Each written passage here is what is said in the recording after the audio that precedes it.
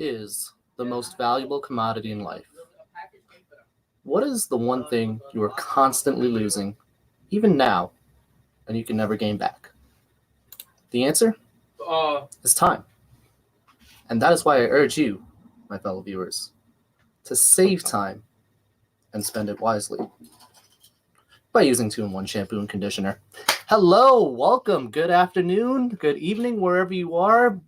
And hey, how's it going? My name is Andrew Samaroo. Welcome to the Respect the Ring special today. This one's going to be a little bit different than normal. We're not going to really actually be covering a live show that's happening, but rather this is going to be a bit of a breakdown episode, rather.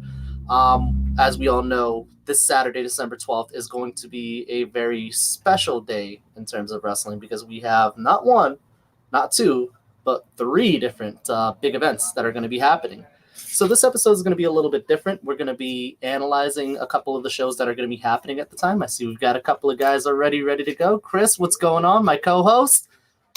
We got our moderator, Devin, over here. What's going on, buddy? And Niall, how's it going, man? Thank you guys for joining.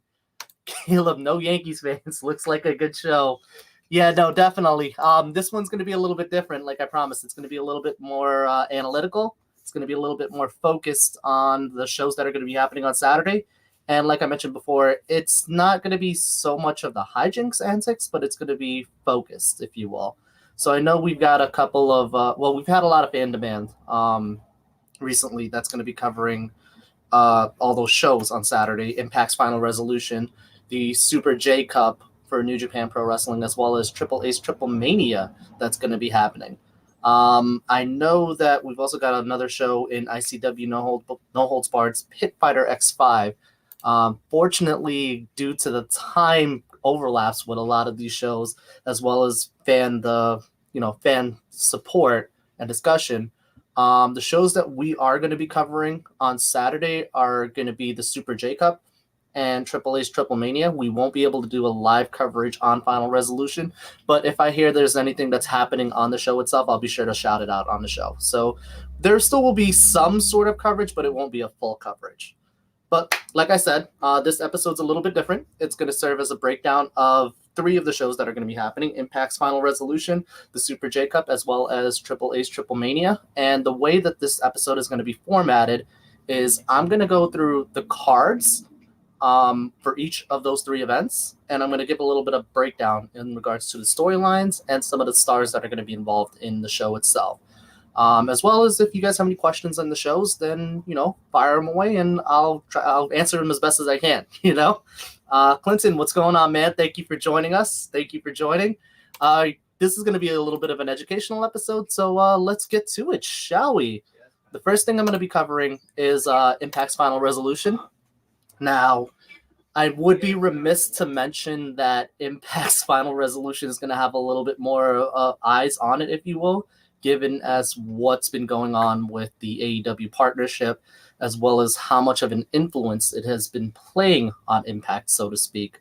As you guys saw with the last Impact episode, Kenny Omega showing up at the last couple of minutes on the show, as well as some discussions between Tommy Dreamer and Scott D'Amore as to how much of a detriment/benefit AEW is going to be playing on the show, as well as Rich Swann, if you will, if he was going into the parking lot and he was denied entrance solely because the world champion, at that point Kenny Omega, had it booked. So I would be remiss to mention that there is going to be some sort of influence that's going to be played on that show. But that being said, I'll get into the main card right now. The first match that we have on the books is Hernandez versus Falaba. There's going to be 2 separate special guests in that. Kira Hogan is going to be the special guest referee, and Tasha Steeles is going to be the ring announcer. Now, we all know Hernandez, part of the original LAX. Falaba, one of the more recent signees for Impact Wrestling that happened over the last couple of years to rebuild the roster. Now, this match in and of itself is a little bit off, if you will. The whole story revolves around a giant wad of cash that that Falaba happened to have found that really belonged to Hernandez. And that's really what this whole feud is about.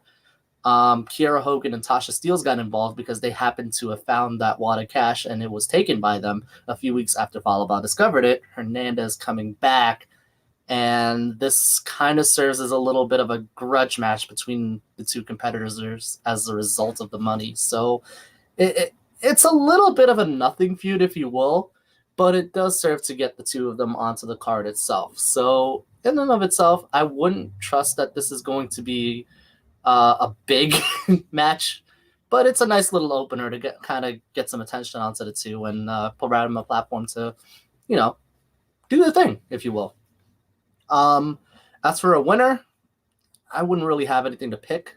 I would want to go with Hernandez because it is his money at the end of the day. So he kind of deserves that money, if you will. But I will say Falaba probably might end up winning it. But in all, this is a really nothing match, if you will. I hate to call it a nothing match because nothing is really a nothing match, but the feud itself is pretty lackluster, if you will. As Clinton points out, yeah, Falaba stole it out of Hernandez's pants pocket. I said found just to keep it kind of optimistic in general, but yeah, he really stole it, if you will. Armada saying Chris Bay's next Impact World Champion. Hold your thoughts on that, my man. I do have a breakdown on that as well. Our next match we're going to be covering is Tennille Dashwood and Caleb with a K versus Alicia and Eddie Edwards. Now, we all know Tennille Dashwood, the former Emma from WWE, taking a little bit of a hiatus due to the COVID-19 pandemic and coming back during Deonna Purrazzo's Black Tie Affair when she won the Knockouts Championship to announce her title aspirations. And she kind of got on the ball with that feud with Jordynne Grace, trading victories back and forth between the two before Tennille ultimately won her feud with Jordynne Grace at Victory Road. Now, Caleb with a K, conversely, we already know him, a startup, part of the Cult of Lee with Trevor Lee before Trevor Lee ultimately left Impact Wrestling, went to NXT to become Cameron Grimes to the moon. Meanwhile, Caleb Conley shortly after declared himself a free agent, leaving Impact Wrestling, and then coming back right now as Caleb with a K, doubling as Tennille Dashwood's personal photographer, if you will. So that's what he's standing in for at this time. Now, this feud kind of started up a little bit as a misunderstanding between Alicia Edwards and Tennille Dashwood, more prolifically seen on the last episode of Impact, where they had a little bit of a backstage altercation. Following that, there was a bit of a feud right now that's brewing between Sami Callihan and Eddie Edwards, as Sami Callihan was already out in the ring to kind of call out Eddie Edwards. Alicia Edwards comes out to distract Sami Callihan, while Eddie Edwards comes out to attack him from behind. That was a little bit of a you scratch my back, I scratch yours sort of deal, and Alicia called in a favor for Eddie Edwards to help take care of the problem of Tennille Dashwood and Caleb with a K, which has led to this match in and of itself. So it's an intergender match, which means, as you know, the men and the women can kind of fight each other, if you will. Look for this to be a little bit of a hard-hitting affair, but as I mentioned that, I would be remiss to mention that Sami Callihan may play a factor into this because of the feud with Eddie Edwards and Alicia Edwards.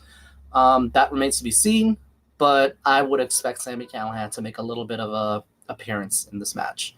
As to who's going to win this match, tricky, but I would pick. I want to pick Tennille Dashwood and Caleb with a K because Tennille is looking to make a mark onto the Knockouts title scene, so that's something we're going to want to look forward to going into that match. The next match we have on store is Eric Young with Joe Dolering versus Rhino. Now, I'd be remiss to say that Joe Dolering is one of my favorites in All Japan Pro Wrestling. To put him bluntly, he's kind of the modern-day Stan Hansen in that he's a tough hitter, very, very hard-hitting style, wrestles a hostile, and he looks like a brawler. He feels like a brawler. So when you see him on screen, you know somebody's going to get hurt. Not in the real sense, but, in the in the beatdown sense. I'd also be remiss to mention that ever since Eric Young has returned from WWE into Impact Wrestling since Slammiversary. He's been on a little bit of a tear, if you will, targeting Rich Swann and, at one point almost putting him out of commission en route to winning the Impact World Championship for a little bit before losing it back to Rich Swann just recently. So ever since losing that title, Eric Young debuted Joe Dolering on an Impact, and he started tearing up the likes of, Daivari, Suicide, Heath, the Deaners, if you will. And it's from there that we've gotten Joe Dolering to look like a little bit of a powerhouse, like a backup muscle to Eric Young, who's looking to basically cause chaos in Impact Wrestling. Now, pardon for the lisp, those of you who have seen yesterday's show know that I took the toe of Satan, and I'm feeling a little bit of the after effects of the show itself. So pardon the lisp, if you will. I will do my best to get through it. I know somebody's probably going to ask that at some point. So after last Impact, where Eric Young beat Cody Deaner in a match where there was supposed to be no interference, Joe Dolering kind of came out and proceeded to, attack the Deaners along with Eric Young, looking to beat them down. And Rhino comes out to make the save for both of them. As a result of that, we've got this match coming up, Final Resolution, Eric Young versus Rhino. As for a winner, I would probably predict Eric Young is looking to win this match due to the interference of Joe Dolering, because the two of them are really on a tear, and Rhino is kind of just there. This was a little bit of a shoehorn match, if you will. So my pick for that one would probably be Eric Young to continue a little bit of the domination factor that they've got going on in Impact Wrestling. The next match, I believe, would be Deonna Purrazzo with Kimberly versus Rosemary for the Knockouts title.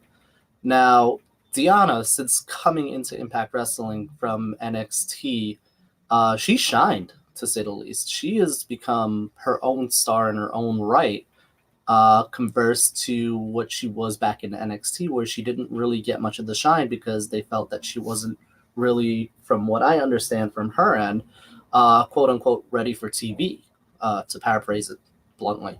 But ever since she's gone on, within her first couple of matches, she's managed to win the Knockouts title, and from Jordynne Grace, if you will, it's Slammiversary, and she's gotten herself pretty featured. She's gotten a couple of feuds with Jordynne Grace. She's also feuded with Susie and Kylie Ray as well. That resulted in the return of Su Yung at one point. As we all know, Kylie Ray is no longer going to be wrestling. Hope she's on the speedy path to recovery and everything is well for her. But as a result of Su Yung returning, Deonna Purrazzo traded the title with Su Yung for a little bit before winning it back at Turning Point. And in order to rid the problem of Su Yung, she did make a deal with the devil, quote unquote, if you will, with Father James Mitchell, which resulted in James Mitchell taking the bridesmaids of Su Yung and subduing Su Yung and taking her to the back. So she is no longer a factor.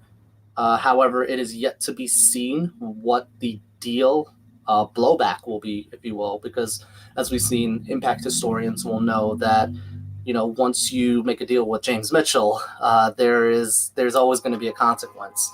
So we've yet to see what the deal with the devil blowback is going to be. And this match kind of started as a result of last Impact, where Taya and Rosemary defeated Deonna and Kimber as a result of Rosemary pinning Kimber in the middle of the ring, and Scott D'Amore made this match official. So as for a winner, I would say Deonna's probably going to win it because she just recently won back the Knockouts Championship, and she's looking to establish a more stable reign compared to before. But I would expect this to be a pretty good match. Impact Wrestling does have a very solid to probably one of the best women's divisions in wrestling today. So I think this would probably be a very promising match going forward. From there, we're going to go into our next match, which is Tommy Dreamer versus Larry D, one half of Triple XL. Now, this match it's decreed to be an old school rules match. That happened because it's really a cause because of Wrestle House. If anybody has seen that, if you haven't, watch it because it's hilarious. But Wrestle House really concluded, if you will, with a wedding of Rosemary and John E. Bravo, which culminated in John E. Bravo being shot and the wedding ultimately being revealed to be a farce because Rosemary just really wanted his quote-unquote virgin blood. But ultimately what came out of that case was Larry D was revealed as the culprit, as he was jealous of the relationship, and he ultimately planned to have Bravo shot, if you will. So this match happened because Tommy Dreamer confronted Larry D. There are some stipulations added to this where if Larry loses, he will go to jail for attempting to kill the man during his wedding. But if he wins, he's acquitted of the murder charge. So already the justice system has been thrown out of the window, if you will. And this match ultimately results in whether he goes free or, goes to jail. It's really a weird match to describe in hindsight. Just go ahead and try to describe it to yourself, because it honestly doesn't make any sense, to say the least. Martin, is Triplemania going to be free? If so, I will give it a watch this weekend. Martin, stay tuned to the rest of the show because I'm going to be breaking down Triplemania, and I do have a couple announcements to make regarding Triplemania that you're going to definitely want to hear. That's going to answer this question and a lot more you're going to have. Because there is some news that came out of a press conference in October to November that kind of made some information that wasn't previously well known that's now well known for Triplemania itself. Stay tuned to it because I'm going to be covering Impact first, then I'm going to go into the Super J Cup, and Triplemania is going to be the last thing I cover because of the sheer amount of information that came out as a result of it. But yeah, the next match we're going to be covering in this case is the Defeat Rohit Challenge for the X Division Championship. Defeat Rohit Challenge is really, to put it bluntly, the fact that Rohit Raju is the X Division Champion, excuse me, and he's issuing open challenges basically to solidify the fact that he is the champion and he can beat anyone on the roster, despite the fact that he isn't really the most dominant or the most versatile champion, if you will. But this has provided a lot of entertaining segments, if you will. And the latest segment happens to involve TJP, his current feud with TJP, where, Kurt, what's going on, bud? Thank you for joining the show, my man. Hope you enjoy it. So the Defeat Rohit Challenge in this case is a feud with Rohit Raju and TJP over the X Division Championship. The fact that TJP is gunning for the belt, but Rohit Raju knows that if he gets into a match with him, it's ultimately going to result in him losing the title. So Rohit is doing his best to kind of avoid it. It's resulted in some segments like Rohit Raju versus Suicide. Those of you who've seen that episode, and Rohit accused TJP of being Suicide, but ultimately when he was unmasked, it was revealed that Suicide was actually Crazy Steve. So TJP is kind of playing mind games with Rohit Raju, and we all know once TJP has his mind on a championship, it's only a matter of time before he does indeed get it. So that brings us to this challenge for Final Resolution, the final Defeat Rohit Challenge for 2020. In this case, the stipulation is that TJP is not allowed to accept, which that's probably not going to happen. If I had to take a guess, TJP is either going to be watching this match, or he most likely will proceed with a costume change. I'm probably guessing due to a loophole, he's probably going to pop in the Suicide or the Manic costume. I doubt it, but it's always a factor. So you want to keep a lookout for that. As to if Rohit Raju is going to lose the X Division Championship in this match, I kind of doubt it, to be honest. I don't foresee him really losing the title this quick in. But if TJP does become a factor in this, then he will absolutely lose the X Division Championship in this match. So definitely a little bit of a toss-up as to what is going to happen here, but it's something to keep an eye on as the show progresses. The next match we have is Havoc and Nevaeh versus the Sea Stars. Now, the Sea Stars in and of itself, they're both rookies that just recently started wrestling. Ashley Vox and Delmi Exo, as you know, they just they debuted in Impact as part of the Knockouts Tag Team Tournament for the titles. Now, they were eliminated from the tournament. Meanwhile, Havoc and Nevaeh did advance through the tournament. So this match is a little bit of a proving ground, if you will, for the Sea Stars, where they're not really signed as of yet, but they are looking to gain contracts on the roster.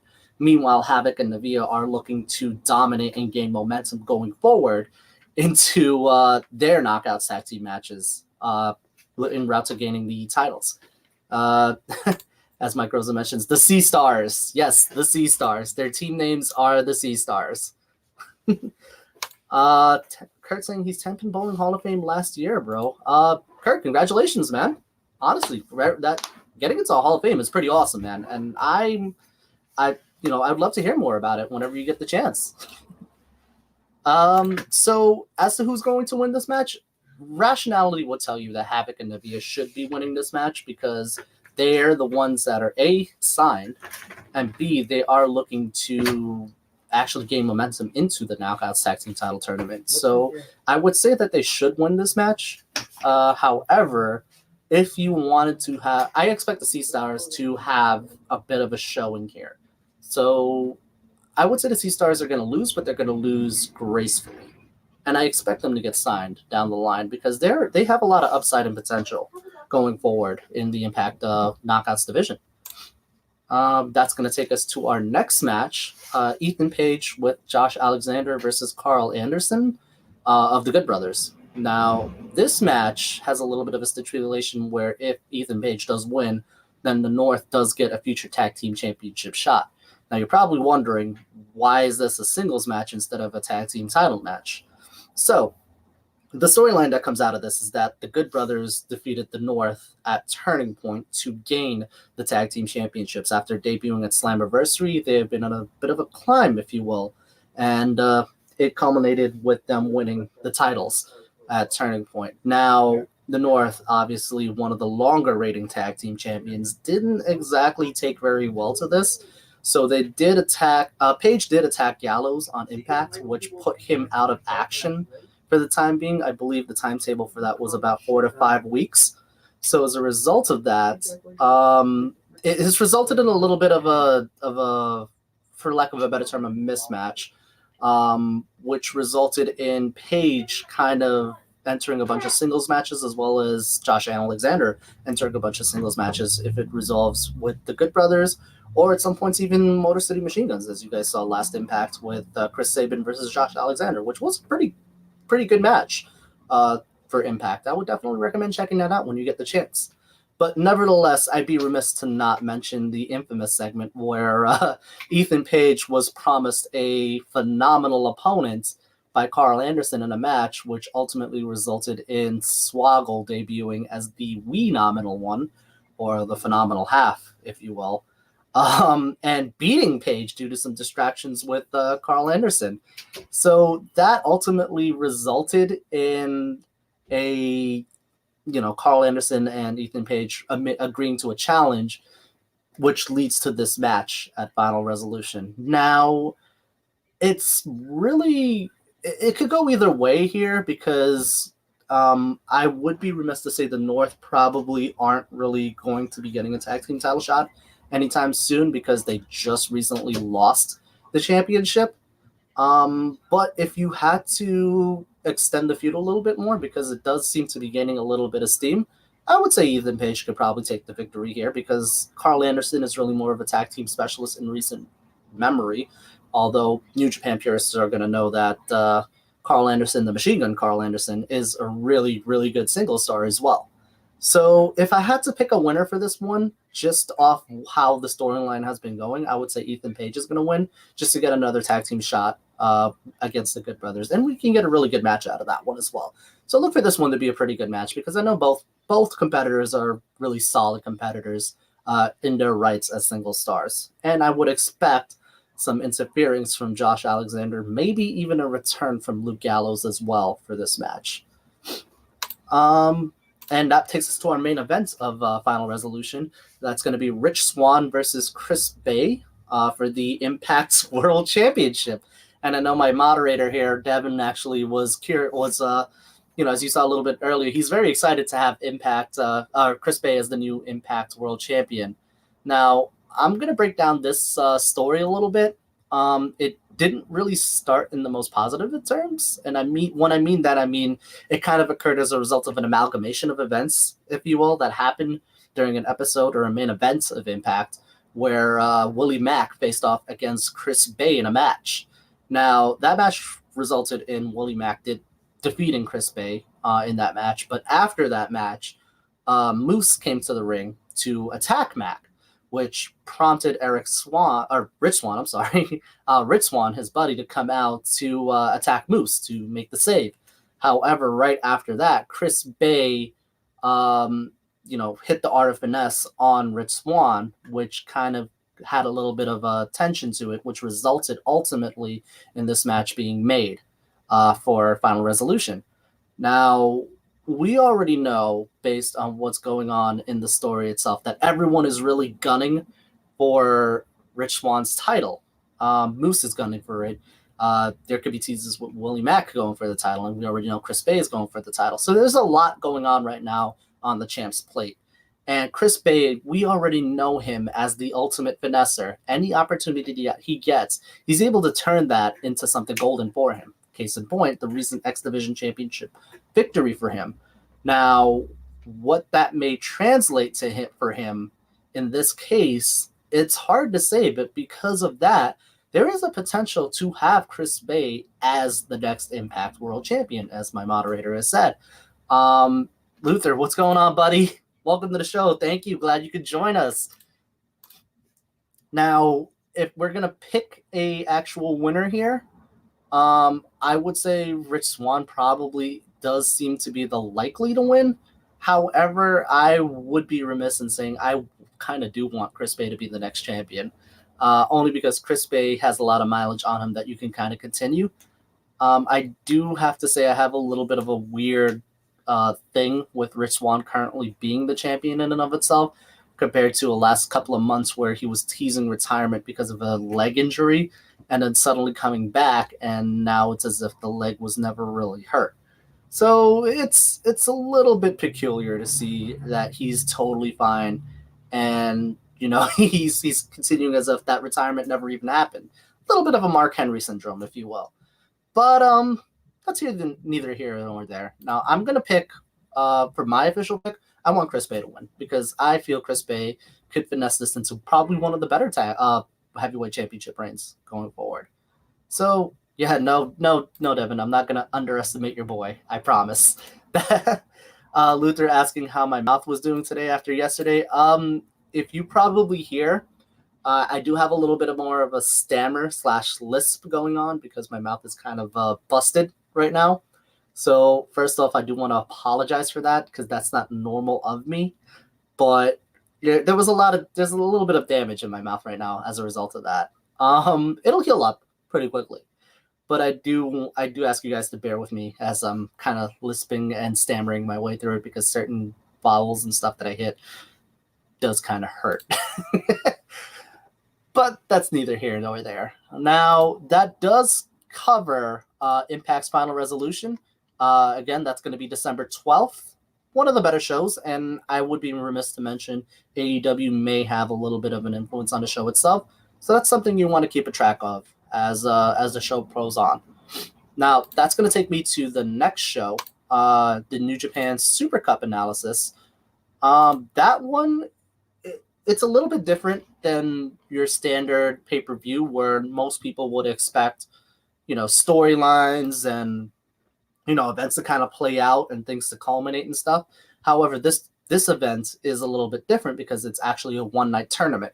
Now, the tournament itself was announced during Road to Power Struggle on November 2nd, and it's noted to take place entirely in the USA, similar to last year's tournament. Now, I want to mention itself, in and of itself, this is the first time the tournament is taking place back-to-back years since 94 and 95. So you have a little bit of consistency because the tournament itself tends to be a little bit sporadic, where you'll have a couple of years like 2004 and 2009. and 2016, if you will, a couple of years in between. And at one point in 1995, the tournament took a break until the year 2000. And only now we're having a back-to-back. So you don't get to see this tournament very often. But when you do, it tends to be one of the bigger showcases for not only the junior heavyweights, but any of the cruiserweights and the light heavyweights, if you will, that show up in the tournament itself. It's a showcase for their abilities, and it does bring a lot of eyes to the product. It's one of the bigger tournaments, if you will. So if you get the chance, I do recommend you see it.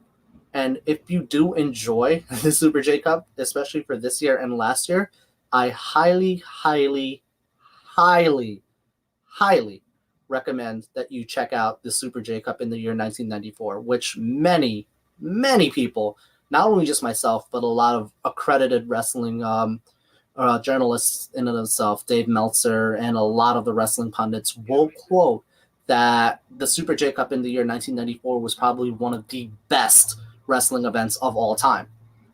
So I recommend that show does get checked out for yourself, even if you are a wrestling fan, or even if you are, a casual New Japan fan. Definitely check out the 1994 Super J Cup. You kind of owe it to yourself as a wrestling fan, if you will. Just a little bit of a background as to what the Super J Cup is. It was an event that was conceived by Jushin Thunder Liger. It's really a showcase, if you will, for, at the time, a showcase from promotions that are from Asia as well as North America.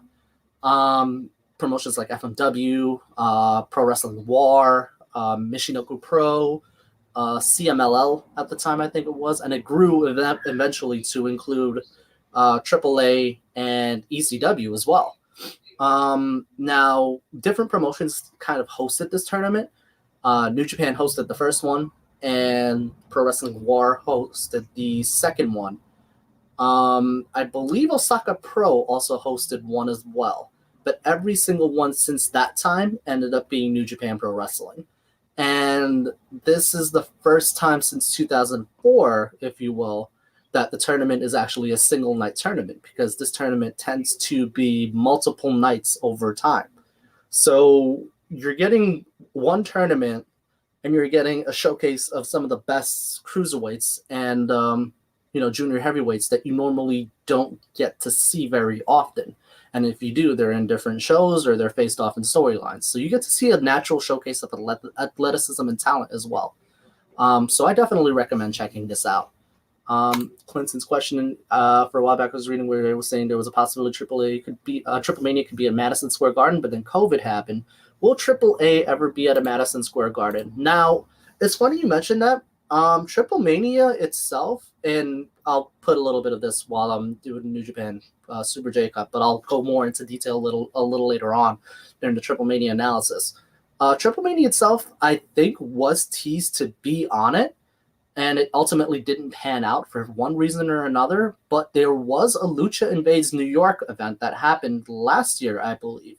At that event, you got to see Taya Valkyrie face off against Tessa Blanchard, and that was where the AAA Reina de Reinas championship was being defended, and Taya ultimately did win that match and got the title. So you got to see a AAA title change at that show itself. Now, as to where, if it's going to actually be a TripleMania full on, it's hard to say. I would keep that up in the air for now, but the opportunity is definitely not against the margin for it to happen down the line, if you will, So that brings us to the Super J Cup matches itself. Now, I'm going to cover this a little bit differently compared to what the other shows are. I'm not going to go through every match in and of itself, because the matches itself aren't exactly storyline driven. They're really more of a showcase of who is in the match as a tournament itself. So the first match we have on card is Clark Connors versus Chris Bay. Now, I could spend episode upon episode covering each particular participant in this tournament, because a lot of them do actually have stories upon stories of careers. And me doing this little burb, I'm not going to lie to you, does do a disservice to their careers. So if you do get the chance, I do highly recommend that you seek out a couple of matches from these guys, because they are probably one of the better ends, if not the best ends, and the biggest showcases of current cruiserweights and current junior heavyweights, if you will.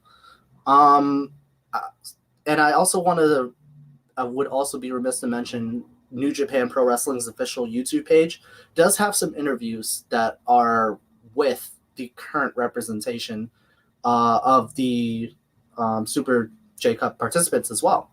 So I would recommend checking that out if you can. It does give you a little bit of a quote-unquote slice of life into what these competitors' mindsets are going into the tournament itself, as well as what their motivations are to win the tournament. Now, like I said, I'm not going to go into a super in-depth detail on all of these guys, because if I did, you guys would be here for like 700 years. But I will give you a little bit of blurb onto who these competitors are, and you guys can kind of draw your conclusions as to who may win. I'm curious to see who you guys have winning this one. But let me get into this, and then we'll kind of talk it out. So the first the first match I said was Clark Connors versus Chris Bay. Now, Clark Connors, as you guys know, is in the New Japan Pro Wrestling LA Dojo. He's one of the young lions of the LA Dojo, and he's also, to put out there, the winner of the 2020 Lions Break crown. Those of you New Japan purists to watch here in this group will know that the Lions Break Cup is similar to the Young Lions Cup in New Japan Pro Wrestling, in that once you win that cup, you're kind of looked at a little bit specially compared, in a sense as if you're almost ready to break into the main roster and get into an excursion.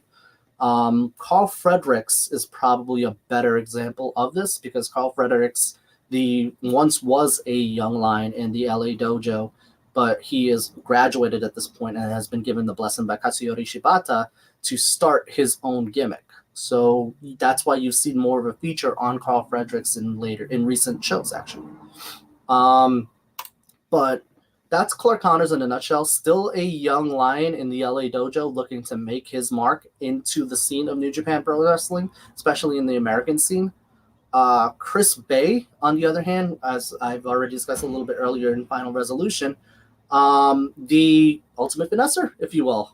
Impact Wrestling, currently signed to Impact Wrestling, but does have 3 years of wrestling under his belt.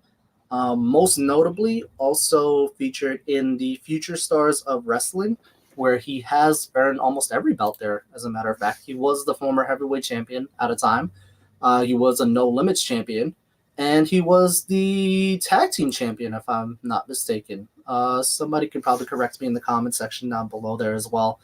But like I mentioned before, in Impact Wrestling, he was also the former X Division champion there as well. And he is looking to become the next heavyweight champion, facing off against Rich Swann in Impact Wrestling's Final Resolution. So, excuse me, something we want to keep a track of.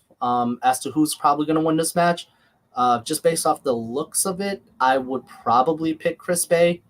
That I wouldn't expect really an upset here, because the Young Lions are really using this more so as a showcase of where they stand against the current stars of wrestling. So I would suggest to pick Chris Bay if you were looking to pick for like pick'ems or a bracket or something. But that's where I stand on that one, at least compared to many others.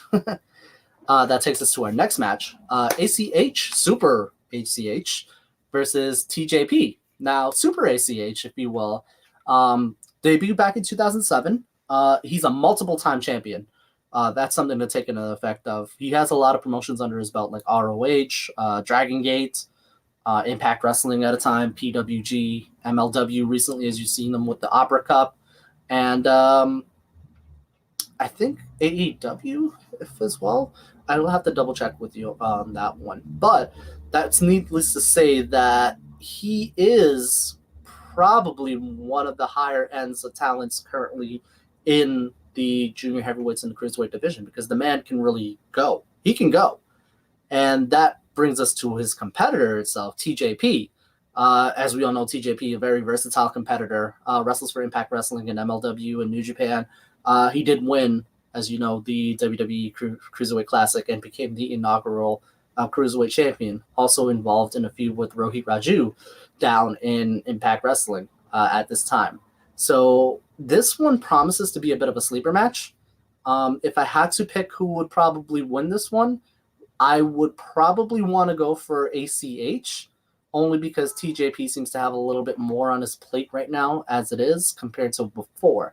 But I would not be remiss to say TJP probably does have a better chance of winning as well. So this one could be a little bit up in the air, but for my official pick, I'm going to want to go with ACH on this one. And that's where I stand on that one, at least. And that takes us to the third matchup in this end. Rey Horus, those of you who watched Lucha Underground will know that he is El Dragón Azteca. Previously, he was also El Hijo de Rey Mysterio. Not the official one, but he wrestled under the second iteration of the name, because the first one was actually, as you know, the cousin of Rey Mysterio, if you will. But he has wrestled in ROH as well as the Crash in Lucha Libre in Mexico as well. So he is a little bit of a journeyman, if you will, but he's had time to hone his craft. And you'll see him nowadays as he wrestles. He has a little bit more of a refined style, but he does promise to electrify, as you see him. So I would keep a track on him as you see throughout the tournament. Conversely, his opponent, Blake Christian, probably one of the biggest pillars of GCW, Game Changer Wrestling, those of you who knew, and a very high flyer.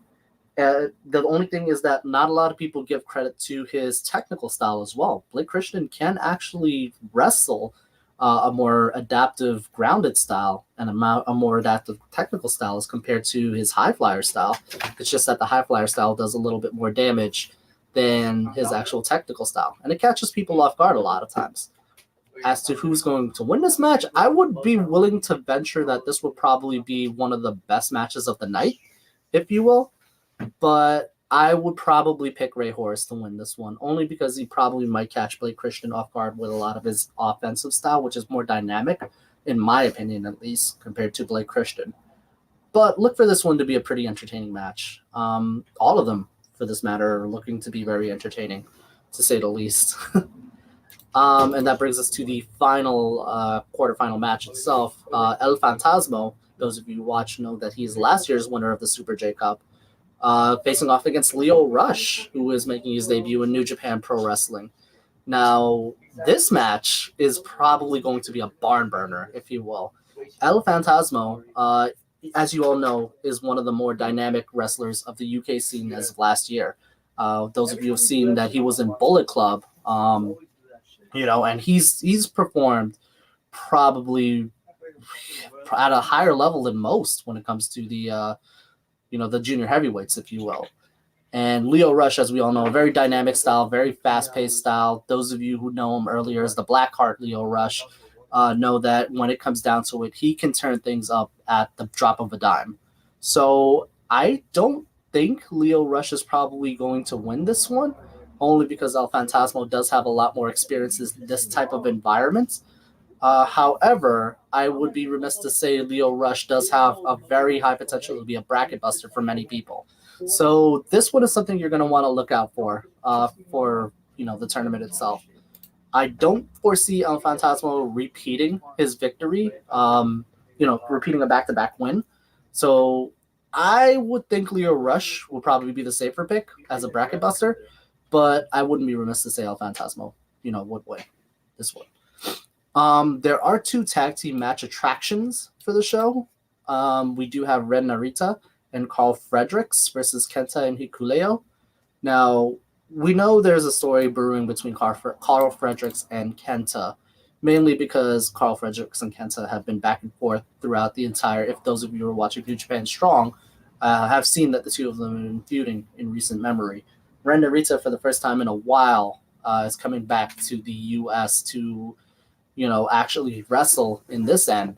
And this is one of his showcase matches as well. He's still a young lion in the New Japan scene, in the Japan dojo, but he does have a little bit of a following in the U.S. scene as well. And Hikuleo, as we know, is the understudy of the Bullet Club as well, one of Bullet Club's young lion, if you will. So this match does seem to be a little bit more of a showcase of which it's Carl Fredericks' kind of coming out party, if you will, because like I mentioned before, he has graduated from the Young Lions into the main roster itself. But I would say that Kenta probably will end up winning this match, only because he does have a lot of momentum that he's looking to gain en route to challenging for the U.S. title. So I would say that, sorry, there was a fly on my end. So I would say that Kenta's probably going to win this one en route to challenging for the U.S. title against Jon Moxley. I don't foresee that this would be a disappointing match, so to speak, but I don't see this being a match that many people are going to be talking about for the future itself. So that's something that, that's one of the better matches that you're going to want to keep an eye on, at least for future's sake. The last tag team extravaganza match is going to be Rocky Romero and Fred Rosser versus Tom Lawler and Danny Limelight.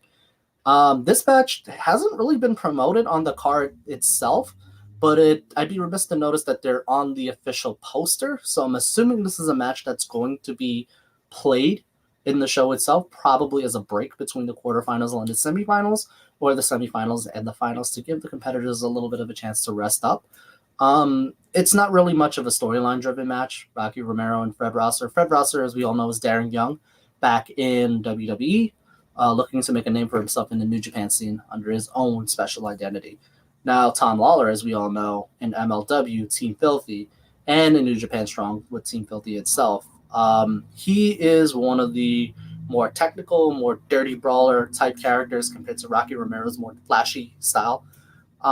If you had to pick a winner for this one, I will probably think Tom Lawler and Danny Limelight are going to win this one.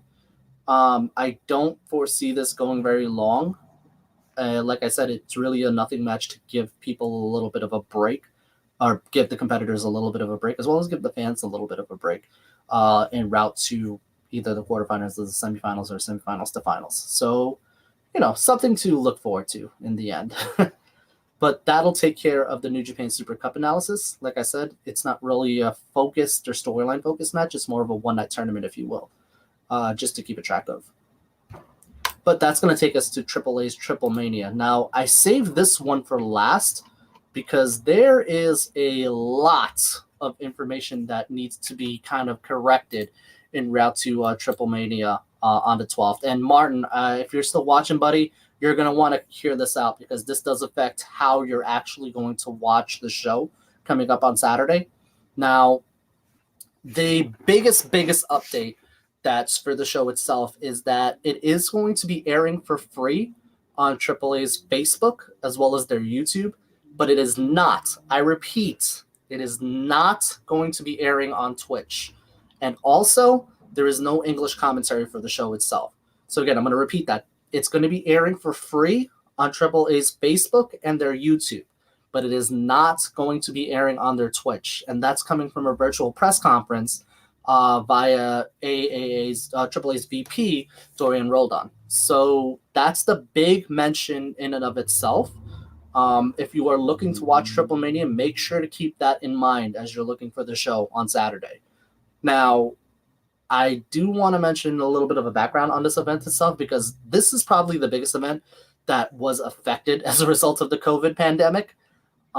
We already know that Triplemania in and of itself is kind of like the equivalent of the Super Bowl, or, AAA's WrestleMania, if you will.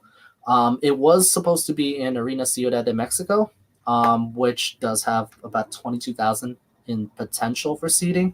However, this event is going to be closed doors, so there aren't going to be any fans in attendance in this one. That was announced on November 30th. This one also did have a case where it was announced that it was going to be on August 22nd, and then it was moved to December 12th. Now, there was a report from Lucha Central that did say that the show was going to be held on December 26th, but AAA kind of denied that one, and they've confirmed that the show is going to be happening on December 12th. So I won't get into too much details into like how that kind of happened or what the mistakes were on that one. I would recommend checking out the original story on that. But a couple of factors about this pay-per-view. This is Triplemania's 28th show annually. It is Triplemania 28 after all. But it is the 34th show held under the Triplemania banner. Now that's because, as you know, AAA historians will know that this event had a couple of A shows, B shows, C shows, and there was also the Regia show as well for TripleMania, as much as last year as well. So TripleMania does have a couple of shows, and it does have a couple of repeat and encore shows in and of itself, but this is the big show, the pun intended, if you will, the big show coming into the show. Now, the original card was confirmed in the original March press conference. However, because of the COVID pandemic and the fact that the card itself had to be rearranged to accommodate this, most of the original card in and of itself was scrapped. A couple of things were kind of kept, but most of the card from the original end was kind of scrapped. Now, that original card did promise a lot of stakes, whether it was like masks being lost or championships being lost or what have you. But the new card in and of itself, it does seem to accommodate for what has happened as a result for that.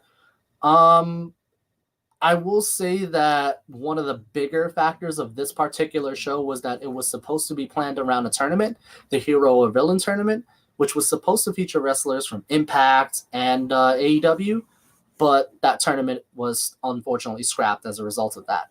Also, to be of note, the AAA Reina de Reinas champion, as I mentioned, Taya Valkyrie, is not going to be on this card as well. She was scheduled to defend the title against Lady Shani, but unfortunately this match was removed from the card.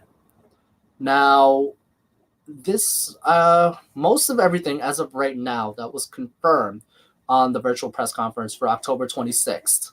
I'm going to go through them one by one. Understand, though, that this may change in the events leading up to the show, just to kind of accommodate because of the COVID-19 pandemic at this time. So the first thing I'm going to say is that there's going to be a Hall of Fame induction for La Parka. This is the second one, not the original one from WCW. This La Parka was, unfortunately, as you guys have known, one of the bigger stories that came out of Mexico. There was a show in Chaos in Monterrey, Nuevo Leon, where he attempted that suicide dive against Rush during a four-way. I believe that match involved LA Park, the original LA Park, and Murder Clown, if I'm not mistaken, in addition to Rush. But because of the angling and the impact of that dive itself, it resulted in him smacking his head against the security barrier, and that resulted in a massive spinal injury where he was taken to the hospital because he couldn't feel any part of his body. Now, at first, we thought he was going to be okay. Unfortunately, as a result of the injury and complications from the injury, his lungs and his kidneys gave out, and unfortunately, he did pass on January 11th. As those of you who are historians will know, La Parka did hold multiple different titles in AAA. He did win the Rey de Reyes tournament, and he also won the Antonio Pena Cup as well. But the bigger thing is he's also undefeated in Lucha de Apuestas. So he never really lost his mask or his hair at any point in those matches, but he was one of the better stars that came out of AAA.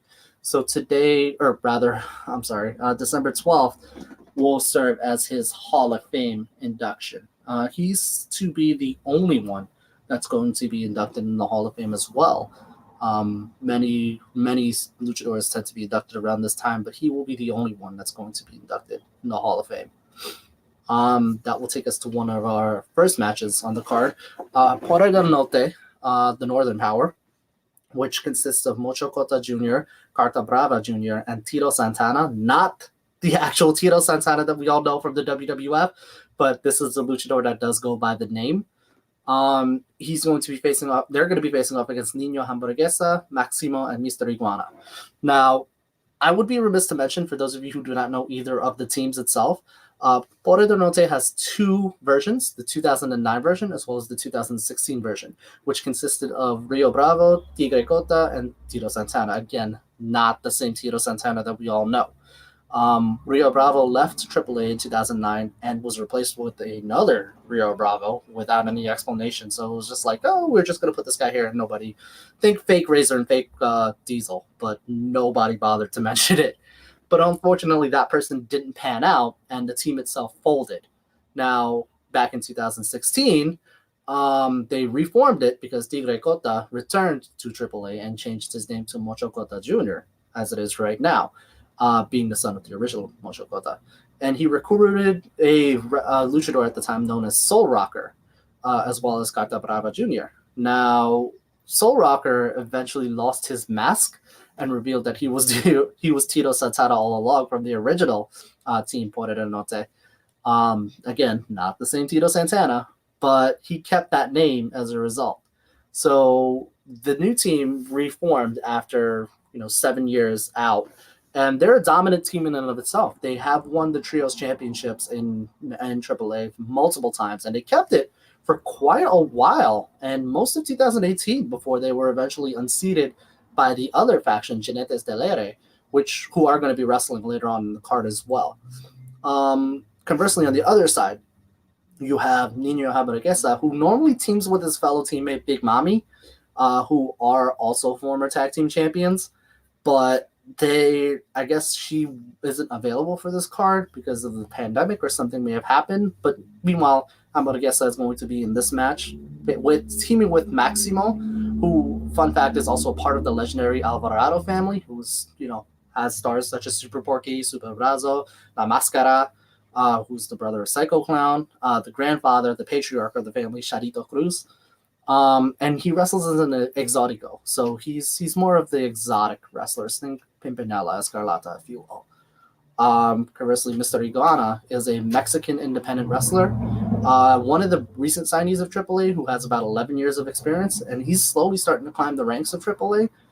He just signed in 2019, and he's looking to make an impact in the division itself. So this serves not so much as a storyline match, but more as a who's going to be in contention for the Trios Championship down the line. So this is something you're going to want to look out for.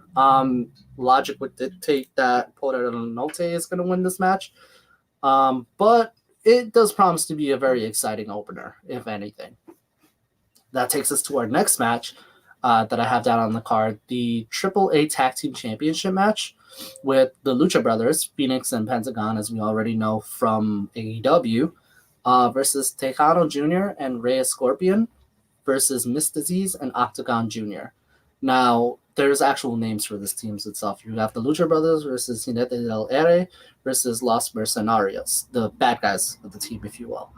Now, the Mercenarios were built by La Mascara back in 2018 as a group. They're supposed to be similar to the original Los Ingobernables, think Tetsuya Nato, if you will, before he was originally in that group. La Mascara was in that group before he left CMLL and went into AAA. So this is the AAA's version of Los Ingobernables. The members of that group are La Mascara, El Hijo del Fantasma, La Hiedra, Tejano Jr., and Reyes Scorpion, and Taurus as well. I would venture to say this is something that, they're a very dominant tag team. Tejano and Scorpion holding the tag team belts for quite a while before they were unseated by Phoenix and Pentagon Jr. at 2019 Rey de Reyes. So that's something that they're looking to do in this match. They're looking to regain the tag team titles in this match. But they have a very surmountable mountain to go through in these two teams in and of itself. And as Martin had noticed, the big news coming out of it as well is that Pentagon is actually injured. I believe it was a leg injury that he suffered while working out. So he's very questionable on the card, if at all going to be on the card. And that's why I kind of alluded to a little bit earlier, the current card as of right now, which is subject to change given what's happened with recent events, if you will. Pentagon is injured, so his status in this match is going to be up in the air. Las Jinetes del Aire, as we all know, formed in very late 2018. At the time, it consisted of Laredo Kid, who eventually later left to focus on his own career, and he is going to be in the main event of this card itself, facing off against Kenny Omega for the AAA Mega Championship. It also consists of Octagon Jr., Mystices Jr., and El Hijo del Vikingo. They are the current Trios champions, to note. El Hijo del Vikingo, Octagon Jr., and Mystices Jr. are the current Trios champion. But they're also aiming to take the Tag Team Championship as well against Phoenix and Pentagon. Now, whether this match itself is actually going to happen as a result of Pentagon's injury is currently up in the card, or if Phoenix is going to find a replacement for Pentagon. So this is something you may want to keep an eye on as you're watching the card, if it does actually happen, or if the titles ultimately end up being vacated and the other two teams are going to be wrestling for the titles itself. So something you're going to want to keep a track on as the pay-per-view itself goes. That brings us to our next match. We have the TripleMania Cup. For the first time since its inception, it's going to be faced off by the luchadoras instead of the actual male wrestlers. It's the 6th edition of the Cup itself, the first time ever competed amongst the women. But the tournament itself isn't very consistent in when it gets portrayed. It started back in 2001, back in TripleMania 9, I believe, with the first winner, Latin Lover, as you know, winning that match. 13 years before the tournament was revived. The tournament was revived back in 13 years, in 2014, where the second winner, Pedro Aguero Jr., winning that match, and it was revived back in 2016 with the third winner, Australian Suicide, beating Daga on that one. That was one of the bigger tournaments, if I recall, because everyone entered in as trios, so it was 30 people, if I believe. So that was one of the bigger ones. Now, I'd be remiss to mention that the original match, like I said, was supposed to be Taya versus Lady Shani for the AAA Reina's Championship, but this is the fallback to it. So we're going to have the TripleMania Cup for this one between Fabi Apache, Lady Maravilla, Chick Tormenta, Lady Shani, La Hiedra, and Hades. So that's something you're going to want to look out for. It promises to be a good match. I don't foresee this being much of a focus. It may be. I say this because I've run this at the risk of it being an afterthought. As like I mentioned before, it was really a fallback. But I do foresee this being a good match at least because all of these women can actually go, and you would have to be remiss to say that they don't deliver in recent memory. If you've seen a couple of their matches way back when. As for a winner, I probably would pick Fabi Apache because I've seen her wrestle. I've seen all of these women wrestle actually, but Fabi Apache seems to be the more favorited heading into the tournament itself. Lady Shani also would be a close one for me as well. That brings us to our next match: Psycho Circus versus LA Park, Hijo de LA Park, and Blue Demon Jr. Now, this match is very notable because it's the reunion of Los Psycho Circus after 4 years since they broke up due to grudges among the group. As historians will know, that Monster and Murder Clown actually turned on Psycho Clown at Heroes Inmortales X, or 10, if you will, in 2016, and they joined Pagano. Now, Psycho Clown ultimately ended up being the bigger breakout star among them. Psycho Circus, as we already know, think of them sort of as the Shield, but on steroids, because they had a massive undefeated streak for a time being. It was exaggerated, obviously, because there was no way that the team itself would have, accumulated such a. I think it was 600 at one point, which there's no way. But that's not to say that the team hasn't encountered a little bit of success as well. They have won multiple tag teams and trios championships in AAA, as well as the International Wrestling League and IWRG, the International Wrestling Revolution Group. Psycho Clown himself has also been a successful single star, winning the Latin American Championship as well. So there's a lot of success among the group. This match itself doesn't really have so much of a storyline purpose, for more so than the biggest seller point being the fact that Los Psycho Circus is reuniting, if you will, after 4 years. So I would say the obvious shot is you're going to see that the Psycho Circus is going to win this match because of the sheer domination that they've had. But I don't foresee them staying as a team long enough because Psycho Clown, like I mentioned before, is the bigger breakout star of the group. So I think this is more of a special attraction, so to speak, more so than anything. That brings us to our next match, which is also, ironically enough, a special attraction. This match serves a little bit towards the partnership between AAA and Marvel Comics. You have Arachno and Leyenda Americana, which American Legend, versus Terra Purpura and Venenoid. Now, I'm sorry if I mispronounce those names because I don't have much of a Spanish accent, if you will. But like I mentioned before, this match was announced during the October 26th press conference for TripleMania, and it serves as the promotional match between Marvel's partnership with AAA to kind of promote the new Marvel Lucha Libre Funko Pops, if you will. Those things are still those things are really popular right now. I have a massive collection of them myself, but that's what this match really serves in for. All of these characters and all of these wrestlers in and of itself are fictional, so they don't actually exist in real life. But it does promise to be an entertaining match, as Dorian Roldan has promised. It's because of that, however, that you've got to assume that the good guys are really going to win. And given that the other half is really the villain side, Terra Purpura and Veneno Ide, are the villains of this. So it would stand to reason that the heroes are probably going to prevail in this one. So I would go with Arachno and Leyenda Americana for this one. Martin saying, are you guys going to be live for TripleMania so I can understand what people are saying about TripleMania since there is no English commentary? Yes, we are going to be live for that. I will be covering both the Super J Cup as well as AAA's TripleMania as well. So I'm going to be live for that one. I believe I will have co-host Chris Carradine with me as well. I have to double check with him on that one, but I believe he's going to be on as well for that one. So you'll have coverage for AAA's TripleMania. Now, it's because of the overlap, like I mentioned earlier in the show, that unfortunately, because of that, we won't be able to cover Impact's Final Resolution. But if there's anything that does happen on the show, I will be sure to point it out as well. So we will have some sort of coverage for Final Resolution, but we won't have full coverage for that one. That takes us to I say this is the main event because this is the big match that has been promoted. However, this isn't the AAA main event. This is TripleMania's main event. This is the AAA main event. Now, this is the AAA Mega Championship between Kenny Omega and Laredo Kid. Now, a couple of things I do want to note that hasn't really been mentioned throughout this feud, but I feel does lend a little credence as to this match in and of itself. Laredo Kid is AAA's World Cruiserweight Champion, but this match is really for Kenny's championship. So Laredo Kid does have the chance to be a double champion by the end of this if he does win this match.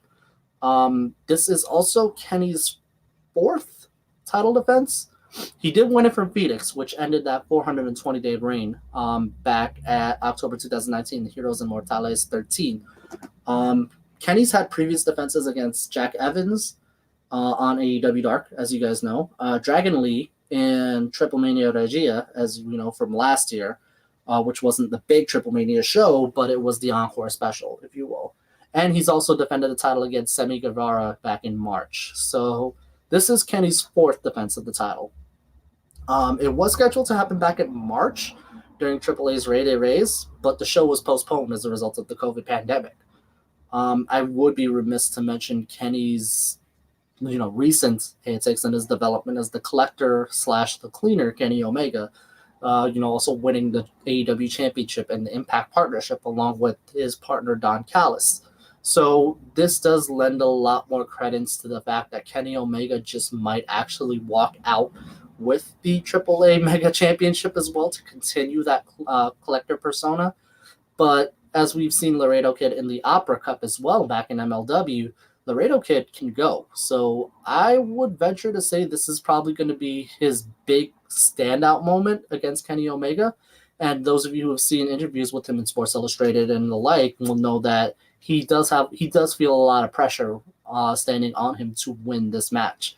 So I would say that this does promise to be a very good match, possibly even the standout match of the night, because we both know the caliber of both of these athletes as well. So I would say Kenny Omega is going to win this one, but I wouldn't be surprised if this does stand out to be match of the night. That's going to take us to the final match on the card. Now, this is why I say that the last match was really the main event, but this one is the annual Lucha de Apuestas, if you will, for TripleMania. In this case, it's going to be a hair versus hair match between Pagano and Chessman. Now, this match was promoted as a no rules match, and it's probably better off for it, mainly because we already know that these two are going to probably tear the ring apart and probably tear themselves apart in the process as well because of their styles of wrestling. It was announced during the original March 11th conference.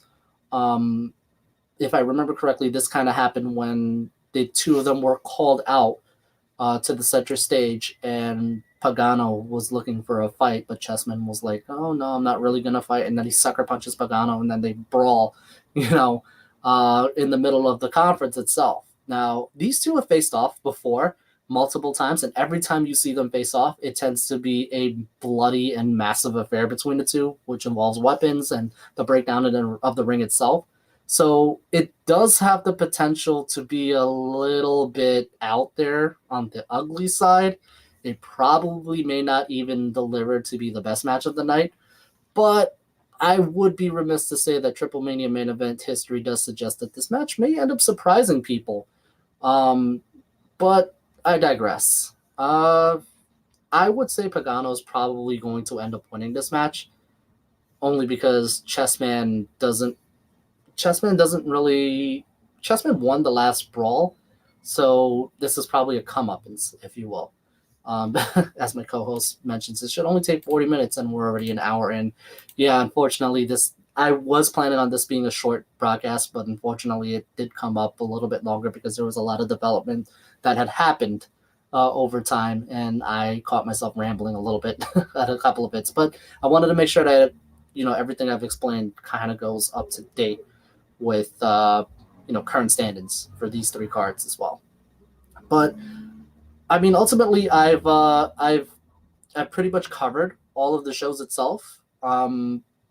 We are like I mentioned before, we are going to be doing coverage on AAA Triplemania, and we are going to be doing coverage on the Super J Cup. Look out for a post for that coming up within the next couple of hours.